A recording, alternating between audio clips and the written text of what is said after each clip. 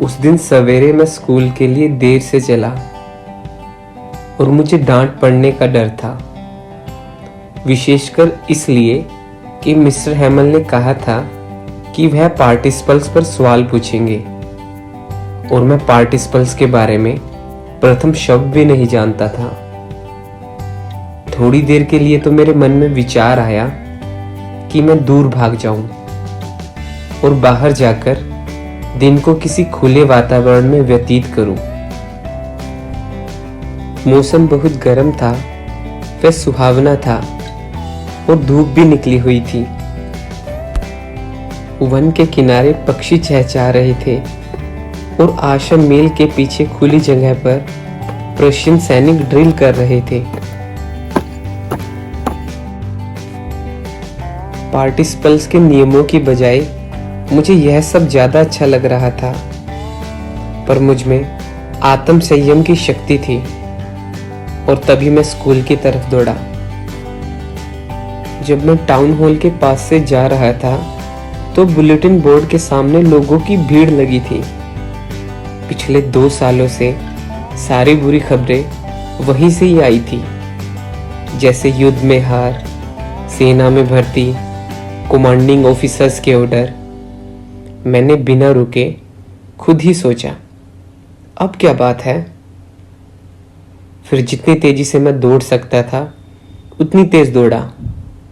लुहार अपने अप्रेंटिस के साथ वो नोटिस पढ़ रहा था। उन्होंने मुझे आवाज दी, इतना मत दौड़ो बच्चे, अभी स्कूल के लिए बहुत समय है। मैंने सोचा कि वो मेरा मजाक बना रहे हैं। मैं हाफते हुए मिस्टर हैमल के छोटे गार्डन में पहुंच गया था। अक्सर जब स्कूल शुरू होता था तो भागदौड़ का शोर बहुत ज़्यादा होता था और ये शोर सड़क से भी सुन सकते थे, जैसे डेस्कों को खोलने व बंद करने का शोर। सबका एक साथ मिलकर अपने हाथों को कानों पर रखकर पाठ को बहुत तेज आवाज़ में दोहराना ताकि हम सही ढंग से पाठ को समझ सकें, और मेज पर अध्यापक के डंडे को खटखटाना। लेकिन अब सब कुछ शांत था। मुझे पहले पूर्ण विश्वास था कि मैं उस शोर में बिना किसी को दिखे अपने डेस्क तक पहुंच जाऊंगा, लेकिन उस दिन सब कुछ इतना चुपचाप था जैसे रविवार की सवेरे होती है। जब मैंने खिड़की से झांका तो मेरे सहपाठी अपनी अपनी जगह पर पहुंच चुके थे और मिस्टर हैमल अपनी बगल में खतरनाक सा डंडा लेकर इधर उधर घूम रहे थे। मुझे दरवाजा खोलकर सबके सामने अंदर जाना था। मैं कितना लज्जित व भयभीत था, आप इसकी कल्पना कर सकते हैं।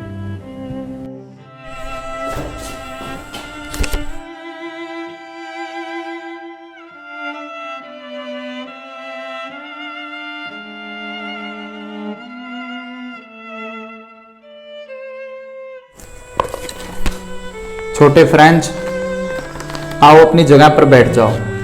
आज हम तुम्हारे बिना ही पाठ पढ़ना शुरू कर रहे थे। मैंने बेंच के ऊपर से छलांग लगाई और अपने डेस्क पर जाकर बैठ गया। फिर भी मेरा डर अभी खत्म नहीं हुआ था।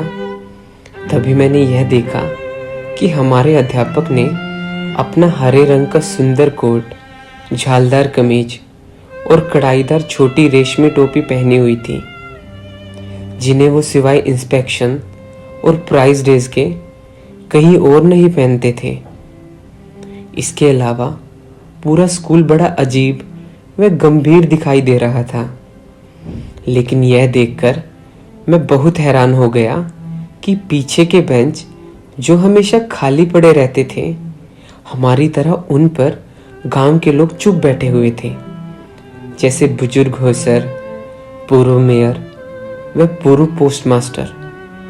वो सभी उदास दिखाई दे रहे थे और बुजुर्ग होसर अपनी पुरानी पहली पुस्तक अपने साथ लेकर आया था, जो अंगूठों के किनारों से गंदी हो गई थी। मेरे बच्चों, तुम्हारा यह अंतिम पाठ है। जो मैं तुम्हें पढ़ाऊंगा, क्योंकि हमें बर्लिन से ऑर्डर मिल चुके हैं कि एलास कोलोरिन में आगे से जर्मन ही पढ़ाई जाएगी। तुम्हारा नया अध्यापक कल से आ जाएगा। फ्रेंच में तुम्हारा यह अंतिम पाठ है, इसलिए मैं चाहता हूँ कि तुम मेरी बातों को बिल्कुल ध्यान से सुनो। मेरे लिए ये शब्द बहुत अचंभित कर देने वाले थे। ओह, उन दुष्टों ने टाउन हॉल के सामने यही लगा रखा था, मेरा फ्रेंच का आखिरी पाठ। अभी तो मैंने सही तरीके से लिखना भी नहीं सीखा। अब मुझे फ्रेंच सीखने को नहीं मिलेगी, मतलब मुझे अब रुकना पड़ेगा। ओह, मुझे इस बात का बहुत अफसोस है, क्योंकि जब जब मुझे कोई पाठ याद करने को मिलता था, मैं पक्षियों के अंडे ढूंढने और स्लाइडिंग करने चला जाता था। मेरी किताबें, जो मुझे कुछ समय पहले मुसीबत लगती थी और उठाना उनको बहुत भारी लगता था, वही व्याकरण और संतों का इतिहास अब मेरी पुरानी दोस्त बन गई है, जिन्हें मैं कभी नहीं छोड़ सकता। मिस्टर हैमल भी स्कूल छोड़कर यहाँ से चले जाएंगे। मैं उन्हें फिर कभी नहीं देख पाऊंगा। इस बात ने मुझे उनके डंडे तथा वह स्वयं कितने गुस्से वाले थे, यह सब भुला दिया था। बेचारे सर, इन्होंने इस आखिरी पाठ के सम्मान में रविवार को पहनने वाले अपने सुंदर कपड़े पहन रखे थे।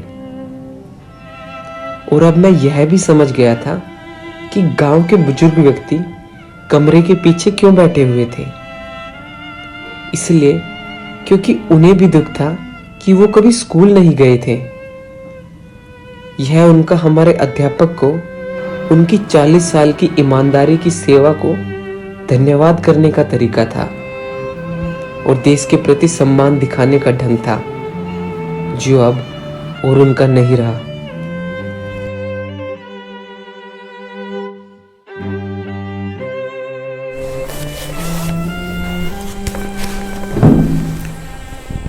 छोटे फ्रेंच, अब तुम पार्टिसिपल्स के नियम सुनाओ।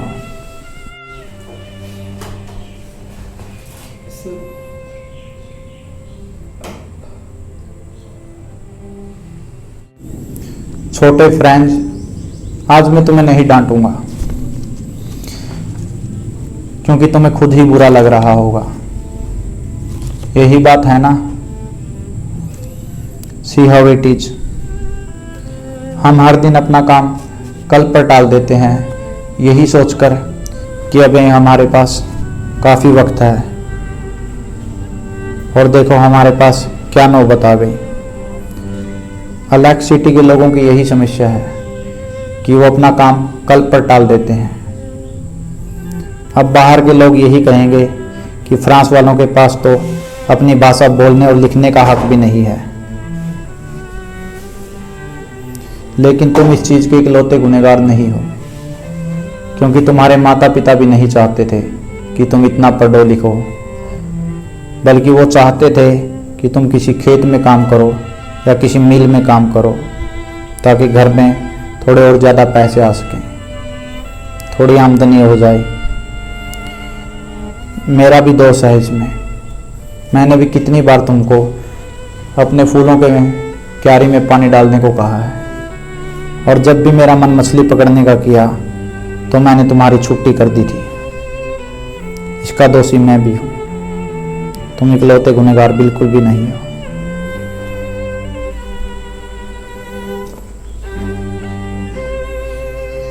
फ्रेंच संसार की सबसे सुंदर भाषा है, क्योंकि यह है सबसे साफ और लॉजिकल है। हमें सबको फ्रेंच सीखनी चाहिए, क्योंकि जब भी कोई देश गुलाम होता है और वह अपनी भाषा से जुड़े रहता है, तब तक उसके पास उस कैद से निकलने की चाबी मौजूद रहती है। इसलिए तुम सब मेरे आग्रह पर फ्रेंच ज़रूर सीख लो, अच्छी तरह से लिखना भी, बोलना भी, पढ़ना भी। मैं अचंभित था कि कितनी अच्छी तरह से मेरे सब समझ आ गया था। अध्यापक जी ने जो कुछ भी कहा सब आसान लग रहा था। मैं यह भी सोच रहा था कि मैंने इतने ध्यान से पहले कभी नहीं सुना था और इतने धैर्य से उन्होंने भी कभी मुझे नहीं समझाया था। ऐसा लग रहा था कि वह बेचारा आदमी हमें सब कुछ बता देना चाहता था, जो भी उसे आता था, और वो हमारे दिमाग में एक ही बार में सब बातें भर देना चाहता था। व्याकरण के बाद हमें लिखने का पाठ मिला। मिस्टर हैमल हमारे लिए उस दिन नई कॉपियां लेकर आए थे, जिन पर लिखा था फ्रांस अल्सेस, फ्रांस अल्सेस। ऐसा लग रहा था हमारे डेस्कों पर डंडों में लगे छोटे छोटे झंडे पूरे कमरों में लहरा रहे हैं। पूरी शांति थी, सिर्फ कागज और पेन चलने की आवाज थी। थोड़ी देर बाद भौरे उड़कर अंदर आ गई, लेकिन किसी ने उनकी तरफ ध्यान नहीं दिया। एक सबसे छोटा बच्चा मछली के कांटों का चित्र बना रहा था। ऐसा लग रहा था जैसे वो चित्र भी फ्रेंच भाषा का ही काम हो। कबूतर गुटरगू कर रहे थे और मैंने मन मन में सोचा, क्या अब इन कबूतरों को भी जर्मन में गाना पड़ेगा? जब मैंने अपनी कॉपी से नजर ऊपर उठाई तो मिस्टर हैमल बिना किसी हलचल के अपनी कुर्सी पर बैठकर कभी किसी एक वस्तु को देखते, कभी दूसरी वस्तु को। ऐसा लग रहा था कि वो अपने मन को स्थिर करना चाहते थे कि स्कूल के उस छोटे से कमरे में हर चीज कैसी दिखाई देती है। वो 40 सालों तक उसी एक जगह में रहा था। उनका बाग खिड़कियों के बाहर था और उसके सामने उनकी कक्षा थी, जो हमेशा एक ही समान दिखती थी। डेस्क व बेंच घिसकर चिकने हो गए थे। बाग में अखरोट के पेड़ लंबे हो गए थे और उनकी बहन बाहर पैकिंग कर रही थी, क्योंकि अगले दिन उन्हें देश को छोड़कर जाना था। मेरे बच्चों, मैं